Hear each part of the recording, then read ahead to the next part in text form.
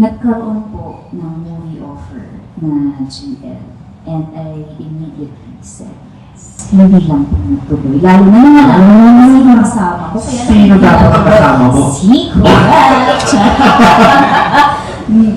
Ba't ka na-expect doon sa kasama mo? You wanted to work with her sana? Yes, kasi parehas kami ng ugali. Karog din siya.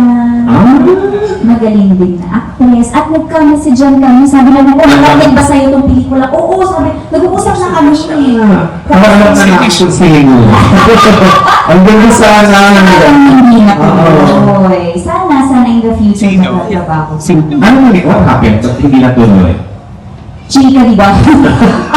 Kasi ano po, let's just say maybe it wasn't the right time for the project. Pero there was a project and we were both eyed for the roles and parehas kami grateful and excited. So yun ang hindi natuloy. But yes, I immediately said yes and given the chance, I will still say yes. Open ka talaga. Oo naman. Last question.